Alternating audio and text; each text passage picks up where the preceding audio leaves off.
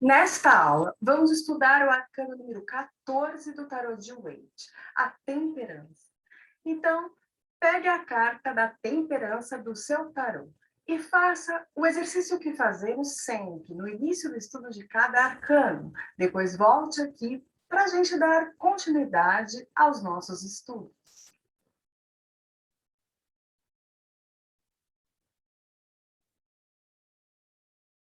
Então vamos lá ver o que acontece com o louco quando ele encontra este arcano maravilhoso, um anjo que aparece na vida dele, depois de ter passado alguns processos difíceis na regência do enforcado e da morte.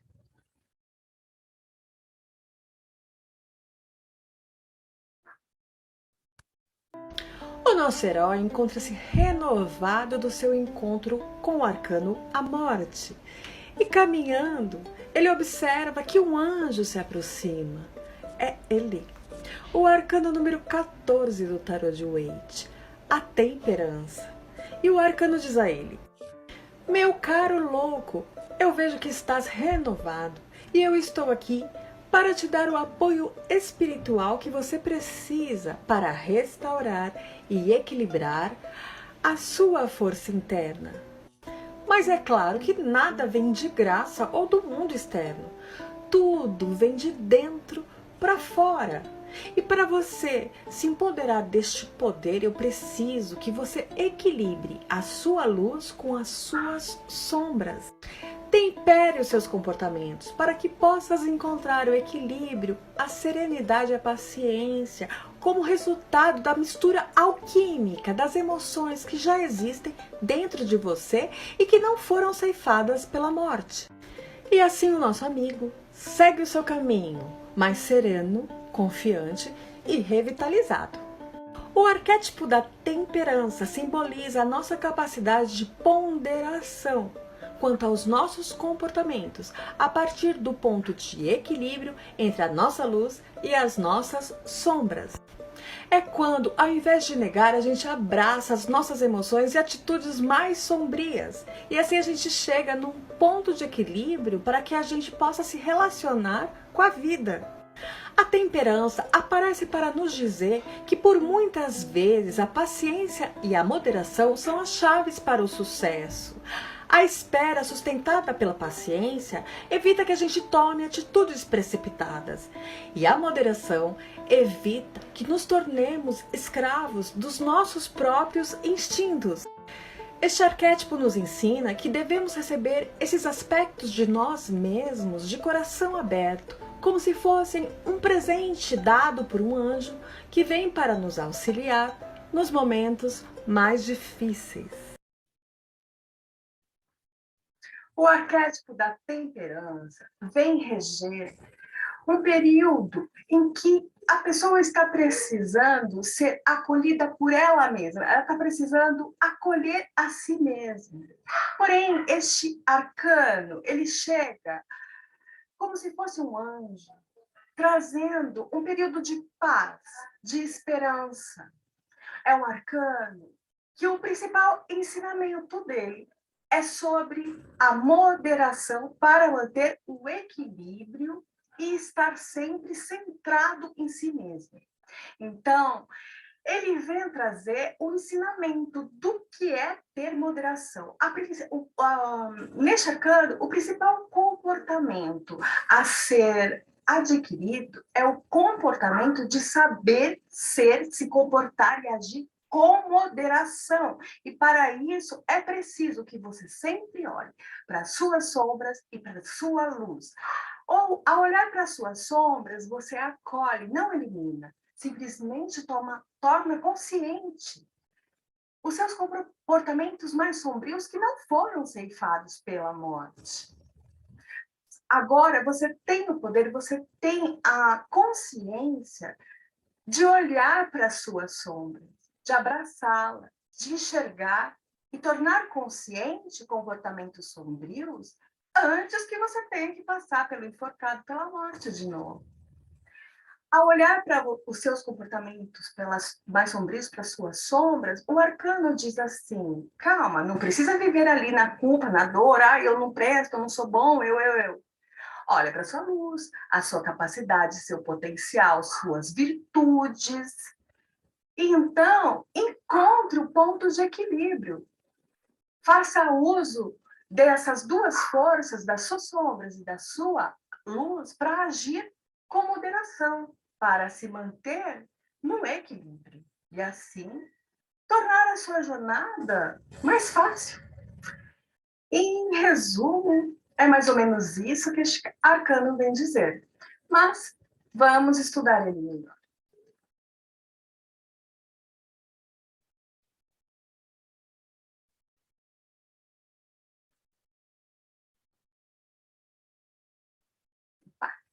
E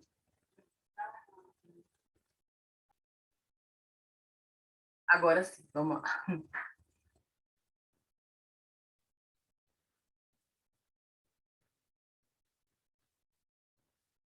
É interessante olhar aqui. Dentre as suas observações, você observou esses jarros na cor azul e vermelho, simbolizando o tempero entre a sombra e a luz das emoções, temperar as suas emoções para se manter em equilíbrio. Então, é um arcano que representa, que traz as mensagens de harmonia e o novo comportamento principal a ser adquirido da moderação.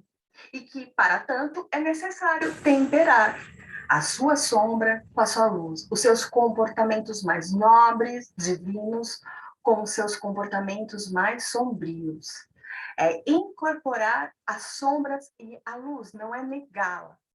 É olhar para as sombras, acolhê-la, para poder controlar.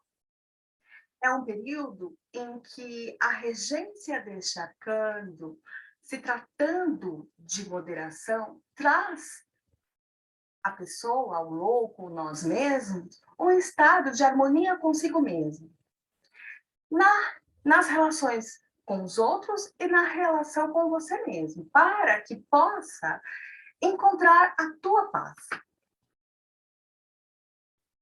Então, depois da experiência da morte, é preciso construir e melhorar o que ficou.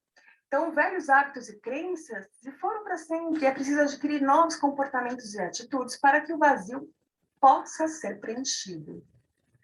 Então, durante a regência da Carta da Morte, lembra que houve um período de transição. Então, tudo começou na Carta do Enforcado, onde a pessoa começou a ter consciência, tomar consciência dos comportamentos, ilusões, hábitos e visão de mundo que já não faziam mais sentido e a prejudicavam. Só que na regência do arcano 12 do Enforcado, a pessoa não tem coragem, porque este arcano exige um sacrifício e ela sabe que vai doer. Então fica lá só parado pensando, eu tenho que mudar, tenho que deixar esse hábito e tal. Quando chega na casa da morte, na regência da morte, é forçado este desapego. Então, a pessoa, o louco e nós mesmos passamos por um período de transição, em que a ficha cai. Daí você diz, agora não dá mais. Realmente, eu tenho que deixar esses comportamentos e quais outros que eu devo adquirir. Então, nesse processo de transição, você vai pensando. Na regência da temperança, não há mais tempo. Os comportamentos que foram ceifados pela morte já estão substituídos pela sua nova personalidade e novos comportamentos. O que este arcano alerta é que agora, então, dê atenção aos seus comportamentos sombrios que não foram ceifados pela morte. Agora você é uma pessoa mais consciente. E pode ter a consciência de que não somos 100% luz. E para ter uma vida melhor, é muito necessário que a gente consiga administrar os nossos comportamentos, equilibrá-los, controlá-los, tanto pelo lado positivo quanto pelo lado negativo, porque não dá para ser 100% positivo ou 100% pessimista, por exemplo, negativo. Tem que haver um ponto de equilíbrio, pois até o nosso próprio cérebro não suporta estados extremos de emoção. Lembra lá na carta do carro? Para que a gente conheça a felicidade, a alegria, é preciso vivenciar a tristeza. E o nosso cérebro entende hormonalmente, quimicamente, que um estado depressivo triste prejudica o corpo. E um estado de extrema alegria e felicidade por muito tempo também prejudica. Quimicamente, o nosso próprio cérebro sabe disso e busca o equilíbrio, a moderação. Estar num estado nem de tristeza e nem de euforia. Então, é exatamente isso que a Carta da Temperança vem para nos ensinar. Vem ensinar a gente para que consigamos agir com moderação, moderando e temperando os nossos comportamentos. Continuando.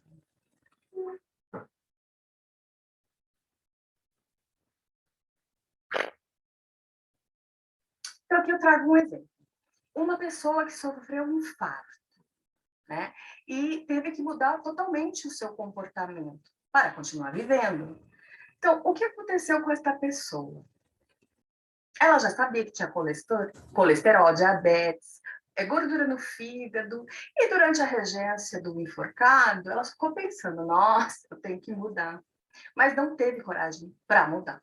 Aí veio a regência da morte, pá, provocou um infarto e deu um chacoalhão na pessoa. Ficou internada, teve que fazer uma cirurgia. E então, durante aquela estada no hospital, internado, ele pôde refletir. Pô, agora não dá mais tempo. Então tá, como é que eu vou fazer? Eu tenho que comer de forma mais saudável, ok? Parar de fumar, parar de beber e comer tanta carne com gordura. Preciso fazer algum tipo de exercício também. Ai, vai ser difícil, mas eu vou.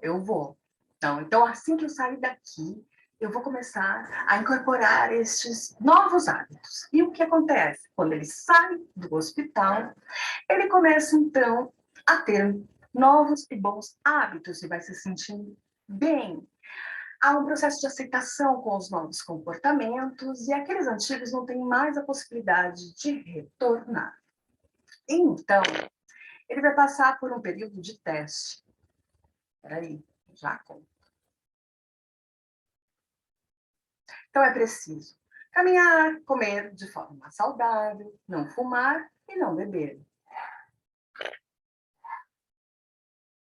É um período de reconstrução e harmonia consigo mesmo. À medida que ele caminha, come melhor e para com os maus hábitos, deixa que a morte leve embora, ele vai se sentindo cada vez mais em sintonia com ele mesmo, cada vez mais em harmonia.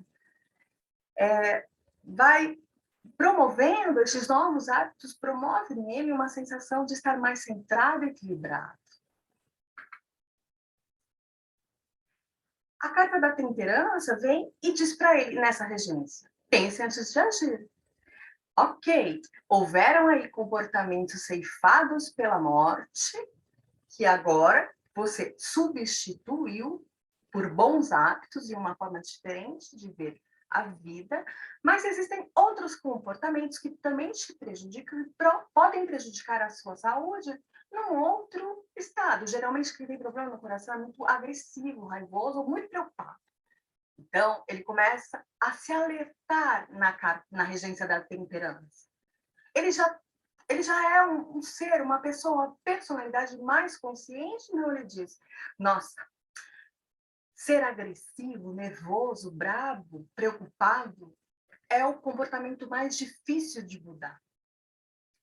Caminhar, comer de forma saudável, parar de fumar, de beber, é físico. É difícil, mas é algo físico. Que conforme o hábito, né, a repetição do novo comportamento, aquilo se incorpora de uma forma que depois você nem lembra que tinha hábitos tão ruins. E é justamente neste momento da regência, da temperança, que ele aceita e está tudo bem, é inerente aos novos comportamentos que foram ceifados pela morte, só que dão insight nele. Ó, o mais difícil de mudar é aquilo que a morte não ceifou. É a forma como eu reajo à opinião diferente dos outros, quando a vida diz não para mim, e isso prejudica a minha saúde. Então, ele começa a entender como ele pode moderar, ser mais equilibrado na sua atitude, no seu comportamento relacionado à raiva. Pensando antes de agir é uma dica, né? É um ensinamento que ele pode incorporar para a vida dele. Só que o que acontece? Acontece que também na regência da temperança, os seus comportamentos, a sua consciência, aquilo que você fala vai ser confrontado. Por quê? A regência da temperança vem para ensinar o comportamento de moderação. Então, você já é consciente, o nosso exemplo, o nosso moço que sofreu o infarto, ele é consciente que ele precisa melhorar a raiva, a agressividade e manter os novos e bons comportamentos. E então, para ele entender o ponto de equilíbrio, a moderação relacionada à sua raiva, ele vai ser confrontado. Então, brigas vão acontecer, coisas que ele nem imaginava, acaba vindo, ele vai ser questionado, ele vai ser confrontado, para que ele consiga controlar a raiva.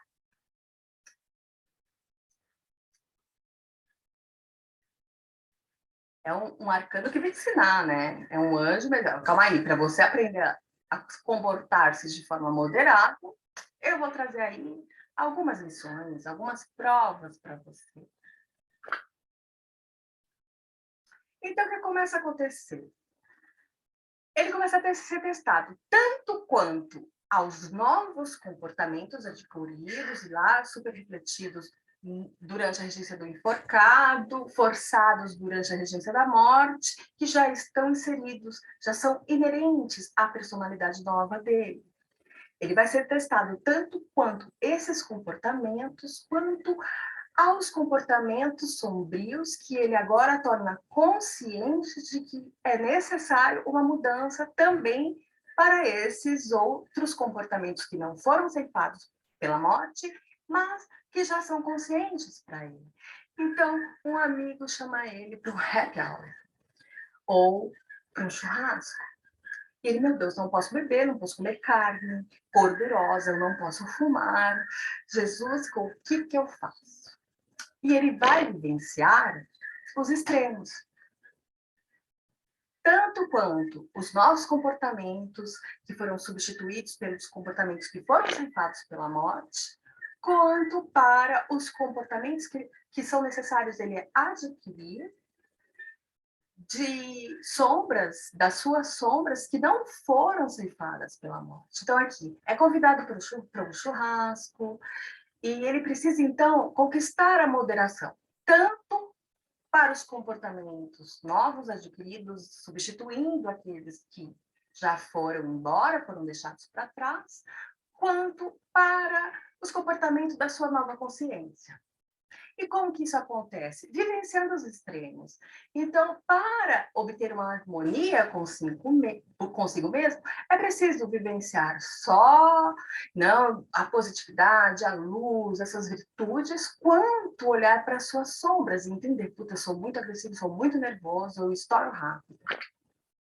Para entender o equilíbrio. É através da experiência dos extremos que consegue o ser entender o que é moderação, o que é um comportamento moderado. Então, aqui é uma pessoa que não leva desaforo para casa, não permite ser questionado, está sempre, diariamente, vivenciando esse sentimento, essa emoção de raiva. Então, consciente disso, que este comportamento prejudica a sua saúde, ele passa a vivenciar, então, este outro extremo. De não falar nada, de calar, de não enxergar nada, de ser mudo, uma marionete, que também não é bom. Então, após essa experiência entre os extremos, ele consegue entender qual é o comportamento moderado que ele deve ter diante desta atitude agressiva quando ele ouve um não quando ele é desafiado. Não se esforçar para ser uma pessoa extremamente positiva, porque isso não é sinônimo de equilíbrio. Né? Então, é vivenciar demais a sua luz.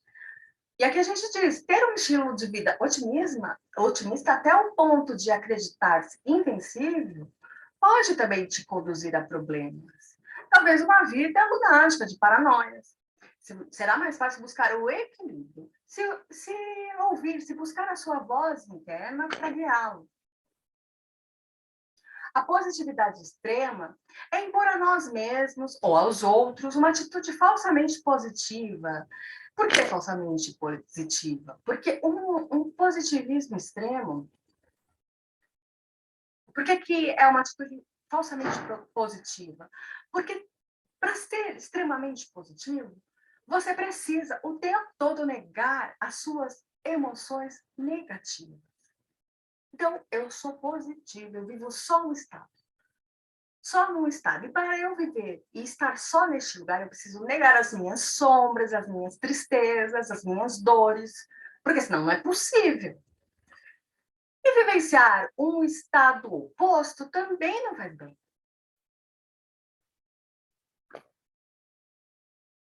Que um exemplo, né, de um comportamento positivo exagerado e um positivo assertivo.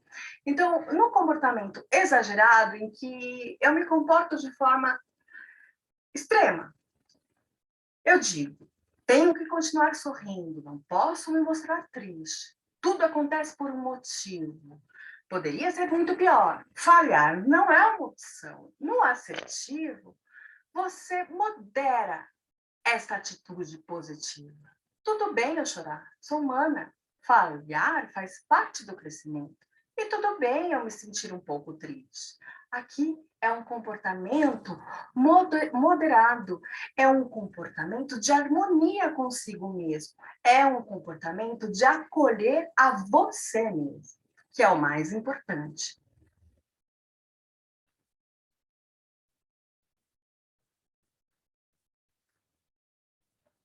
O pessimismo também não é algo que conduz a um estado bom, né? Também prejudica.